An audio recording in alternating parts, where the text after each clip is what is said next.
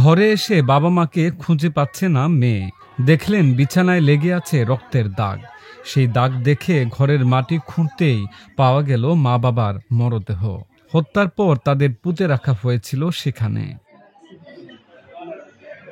ময়মনসিংহের ত্রিশাল উপজেলার বৈলর ইউনিয়নের বাঁশকুড়ি গ্রামে এই মর্মান্তিক ঘটনা ঘটেছে।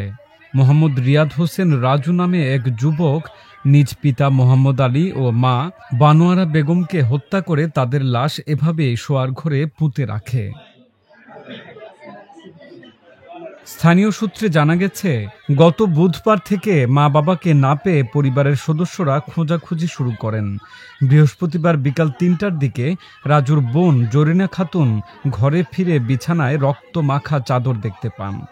সন্দেহ হলে ঘরের এক কোণে খোঁড়াখুঁড়ি করে আনুমানিক ৩ ফুট গভীরে মা বাবার মরদেহ মাটি চাপা অবস্থায় দেখতে পান।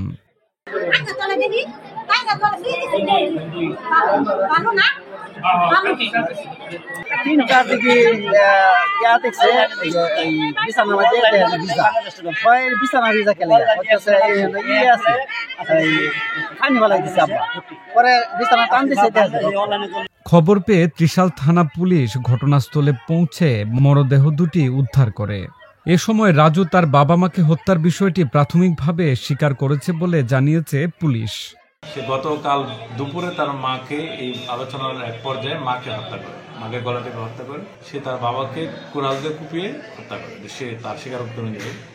এবং সে পুরো বিষয়ে তার বোনদেরকে দোষারোপ করেছে এবং তার বাবা মা তার বোনদের অন্ধভাবে বিশ্বাস করত, তাদের বোনদের কথা চলতো, এটাই সে বলেছে। এই কারণে সে তার বাবা মাকে হত্যা করেছে। পারিবারিক সূত্রে জানা গেছে, রাজু অনলাইন জুয়া খেলায় আসক্ত।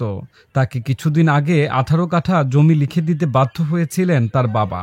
এ নিয়ে কিছুদিন ধরেই পারিবারিক কলহ চলছিল। স্থানীয়দের ধারণা এই কারণেই হয়তো মা বাবাকে হত্যা করেছে রাজু।